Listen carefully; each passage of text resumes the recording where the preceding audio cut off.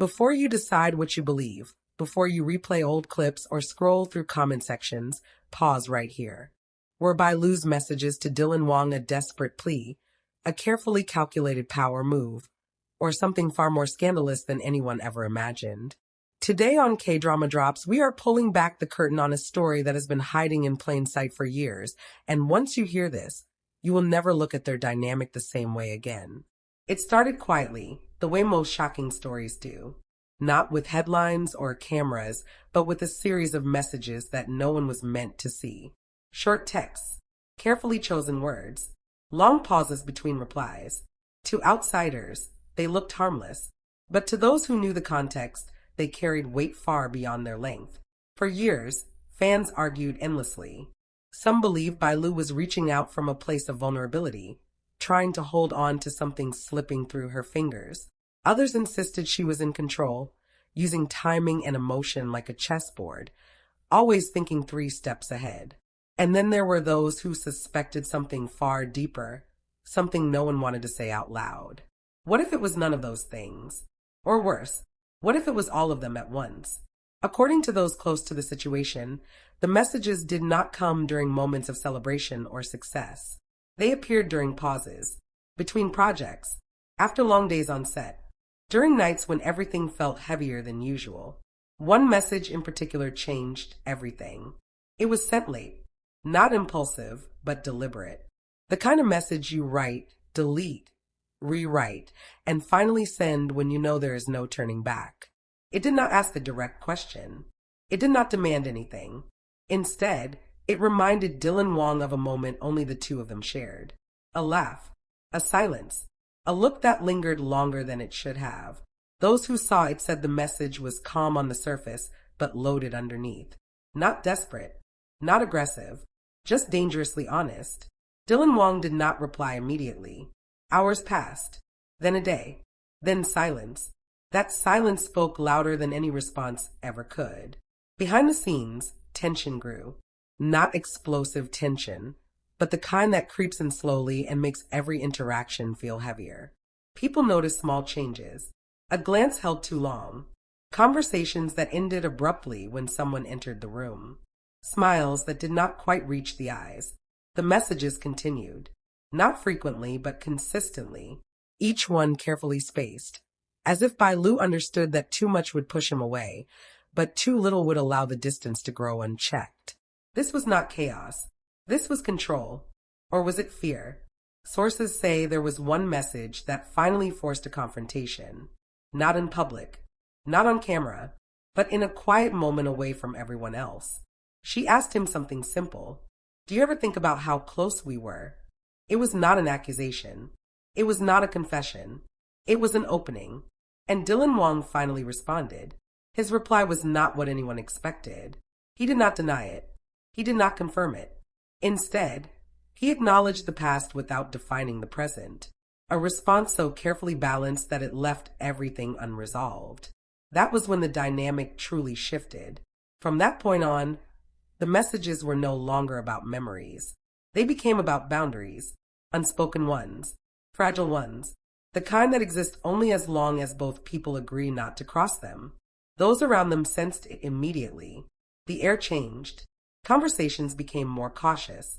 Every interaction felt loaded with meaning. And then Xinyu entered the picture. Not dramatically, not intentionally, simply by existing within the same space. Suddenly, the messages took on a new layer. What once felt personal now felt risky. What once felt private now felt dangerous. Bailu knew it. Dylan Wang knew it. And that knowledge sat between them like a quiet warning. One final message was sent. It was shorter than the others. I just needed you to know the truth. No explanation followed. No clarification. Just that single line. After that, the messages stopped. Publicly, nothing changed. Projects continued. Smiles returned. Headlines moved on. But behind the scenes, something had been permanently altered. Because messages like those do not disappear when the phone is put down. They stay. They echo. They change how people see each other forever. So what were Bailu's messages really? A plea from someone afraid of being forgotten. A strategic move from someone who understood emotional power. or a quiet confession sent too late to be answered the way it deserved. Maybe the truth is more unsettling than any single explanation. Maybe it was all three. And maybe that is why this story has never fully gone away. After the messages stopped, nothing returned to normal. That was the part the public never understood. Silence did not mean closure. It meant everything had shifted into a space where words were no longer safe. Those close to Dylan Wang noticed the change first.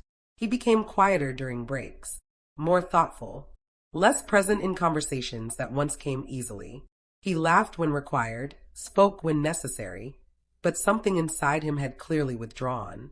Because messages like the ones Bailu sent do not simply disappear. They sit in your mind.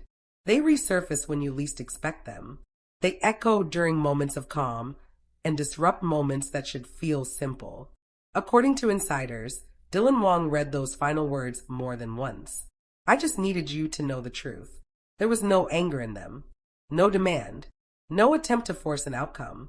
That was what unsettled him the most. If it had been dramatic, he could have dismissed it. If it had been emotional, he could have responded gently and moved on. But this was neither. It was honest. And honesty carries a weight that cannot be ignored. Behind closed doors, Dylan Wang reportedly questioned everything he thought he had already resolved. Not because he wanted to return to the past, but because he realized the past had never fully released him either. The dynamic between him and Bailu had always existed in a delicate balance. Mutual respect, shared history, moments that never crossed the line but walked close enough to feel dangerous. What the messages did was expose what both of them had been avoiding. That unresolved feelings do not fade simply because time passes. They change shape. They become quieter, but they do not vanish. Meanwhile, Bailu remained outwardly composed. Public appearances showed confidence, calm smiles, professional ease. But those who knew her well understood that sending that final message had not been easy. It was not sent to provoke. It was sent to free herself. For years, she had carried unanswered questions. Not about what happened, but about what never did. The message was not meant to reopen a door. It was meant to close one honestly. Yet closure does not always arrive immediately. There were moments after when she wondered if she had said too much. Other moments when she felt relief, so sharp it surprised her. Because speaking the truth, even quietly, changes something inside you forever. Then came the moment that fans never noticed, but insiders never forgot. A public event, a shared space, nothing dramatic on the surface. But when Bailu and Dylan Wang crossed paths, there was a pause, a fraction longer than usual. Their eyes met, not with tension, not with longing, but with recognition.